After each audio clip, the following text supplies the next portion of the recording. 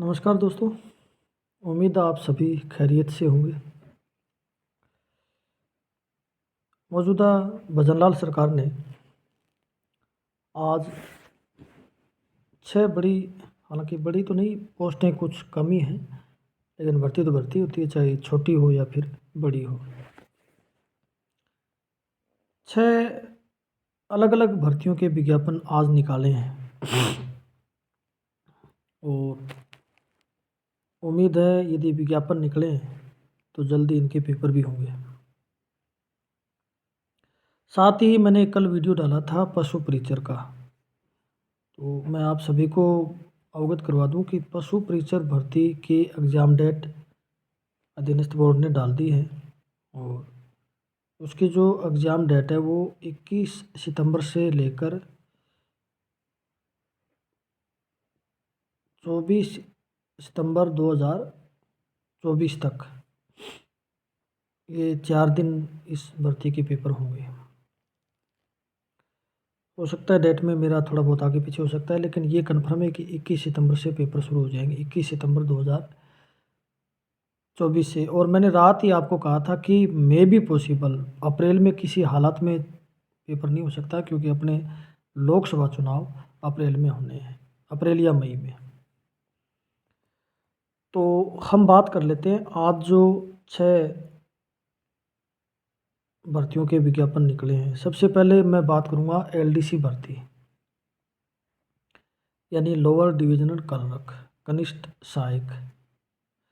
मूल रूप से ये एजुकेशन डिपार्टमेंट में या अलग अलग डिपार्टमेंट में जो क्लर्क के पद होते हैं वो एलडीसी के होते हैं। और इसमें सीएटी करवा ली गई है। पहले जो सीएटी हुई थी पीछे 10+2 में, सीएटी के 2 स्तर थे, एक तो 10+2 और एक स्नातक स्तरीय, स्नातक यानी बीए बीएससी जो भी। मोटे मोटे तौर पे मैंने इन्हें विज्ञप्तियों का अध्ययन किया तो मैंने ये पाया कि ये सारी भर्तियां पीछे जो सीएटी हो चुकी है और जिनके स्कोर कार्ड जारी हो गए हैं अलग अलग डेट में, क्योंकि उन्होंने हर एक भर्ती के पीछे ये डाल रखा है कि इसके जो सीएटी के जो स्कोर कार्ड थे वो इस डेट को जारी हो गए तो ये शामिल हो सकते हैं। तो अधिकतर तो वही कैंडिडेट, अधिकतर क्या वो ही कैंडिडेट शामिल होंगे जिनकी सीएटी क्लियर है। अब देखो भर्ती आज आई है और इसमें यदि कोई आमूलचूल परिवर्तन होता है तो हम दोबारा जुड़ेंगे, लेकिन हम बात कर लेते हैं एलडीसी भर्ती सीएटी पास यानी 10+2, और इसके कुल पद हैं 4197, जिसमें टीएसपी और नॉन टीएसपी अलग अलग है। इसकी जो आवेदन करने की जो तिथि है वो 20 फरवरी 2024 से है। दूसरा, छात्रावास अधीक्षक ग्रेड सेकंड, छात्रावास अधीक्षक ग्रेड सेकंड, ये सेकंड ग्रेड की भर्ती है और इसके कुल पदों की संख्या है 335। आयु सीमा 40 वर्ष तक रखी गई है। रिजर्व कैटेगरियों को थोड़ी बहुत छूट और भी मिलती है। इसका जो स्तर है वो स्नातक स्तर का है और स्नातक स्तर के जो सीएटी पास कैंडिडेट है और जिनके स्कोर कार्ड जारी हो चुके हैं वो इसमें अवेलेबल रहेंगे। दूसरा, इसी में छात्रावास अधीक्षक अल्पसंख्यक, यानी जैन, मुस्लिम, सिख, इस प्रकार के जो धर्म के अनुयायी हैं उन्हें अल्पसंख्यक का दर्जा प्राप्त है। माइनॉरिटी जिसे हम कहें, विशेष रूप से मुस्लिमों को भारत में माइनॉरिटी मानते हैं, हालांकि संख्या खूब है, लेकिन जो भी हो मैं उस चीज़ में नहीं जाऊंगा। छात्रावास अधीक्षक अल्पसंख्यक विभाग, इसकी 112 पोस्ट है और नियम सेम वही है, सीईटी स्नातक स्तर। अगली यदि मैं भर्ती की बात करूं तो महिला पर्यवेक्षक, महिला अधिकारिता भर्ती, महिला अधिकारिता पर्यवेक्षक भर्ती, इसमें भी सीएटी स्नातक स्तर, आयु सीमा वही 18 से 40 वर्ष और कुल पदों की संख्या है 176।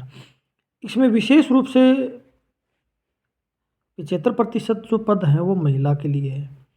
अब जो 25% बचे हैं ओपन श्रेणी के, उनमें से भी 30% फिर महिला के।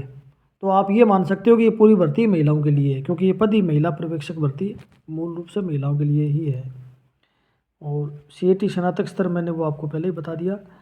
अगली जो भर्ती है वो है आंगनवाड़ी पर्यवेक्षक भर्ती। कुल पदों की संख्या 202। ये भी CAT स्नातक स्तर, इसकी योग्यता भी यही है और अलग अलग प्रकार के इनके पे ग्रेड्स हैं। इन सभी भर्तियों में एक विशेष बात इस बार रखी गई है, खेल कोटे में अलग अलग, जैसे ओलंपिक का अलग कोटा है, नेशनल स्तर का अलग कोटा है और कुछ यूनिवर्सिटियों के भी स्थान दिए हुए हैं, या फिर अलग अलग राज्यों में होने वाले नेशनल गेम या सर्विस गेम, इनको भी इसमें अलग अलग प्रकार के कोटे दिए गए हैं। तो ये वीडियो मैं हालांकि थोड़ा सा जल्दी में बना रहा हूँ, मेरे जो सुनने वाले या जो बेरोज़गार भाई है उनको पता तो चले कि कम से कम, हालांकि आजकल तो वैसे भी इलेक्ट्रॉनिक्स मीडिया का टाइम है तो सारी चीज़ें आपको वैसे भी पता चल जाती है, लेकिन कुछ ऐसे कैंडिडेट होते हैं जो बारीकी से उन चीज़ों को नहीं देख पाते। हाँ, मैं यहाँ एक बड़ी बात ज़रूर कहूँगा, अपनी सीट का बेल्ट बांध लीजिए जनाब, क्योंकि बड़ी भर्तियों की संभावना घोषणा भी होने वाली है, जैसे फर्स्ट ग्रेड, सेकंड ग्रेड और थर्ड ग्रेड, क्योंकि सरकार है वो बड़ी एक्टिव मोड में और भर्तियां आएंगी। तो आप लगे रहिएगा और जिस क्षेत्र में आपकी उपलब्धि है, जो आपके पास डिग्री है, योग्यता है, उस हिसाब की भर्तियां आती रहेंगी। आप लगे रहें और अधिक जानकारी और हमसे जुड़े रहने के लिए प्लीज़ आप हमारे चैनल को सब्सक्राइब ज़रूर कर दिए, ताकि हमारे द्वारा दी जाने वाली जानकारी आपको समय समय पे मिलती रहे।